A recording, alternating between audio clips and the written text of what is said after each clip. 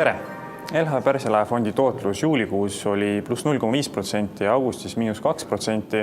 Need tulemus aasta algusest on kokku -1%. Juulis-augustis tulid meie ettevõtete teise kvartali tulemused. Laias laastus võib nendega rahule jääda. Meie portfelli investeeringutest 11 suutis aastaga oma müügitulu kasvatada rohkem kui 10% ja 7 ettevõtet siis suutis sama näidata ka kasumireal.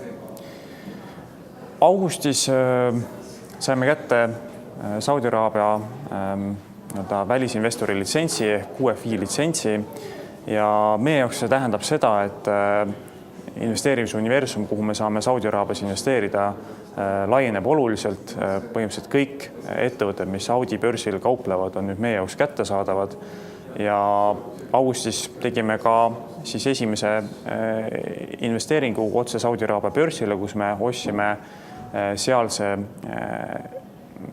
elektroonikat müüva jaeketi aktsiaid, mis siis peaks võitma turu konsolideerumisest järgmisel ülejärgmisel aastal seoses karmistuva võõrtööjõu kasutamise reeglistikuga. Nüüd vaadata valuatsiooni, siis graafikult on näha, et Pärsialahe fondi investeeringud kauplevad täna kõigest 8,1 korda 12 kuu ettevaatavat kasumit ja iga mööduva kuuga on see hinnatase läinud ainult odavamaks.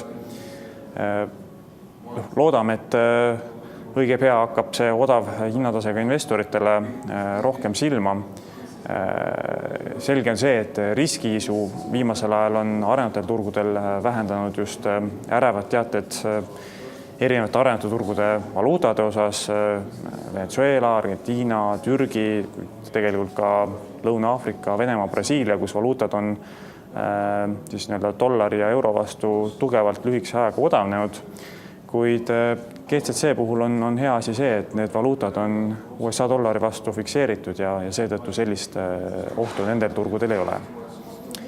Tänan kuulamast. Näeme järgmise 2 kuu pärast.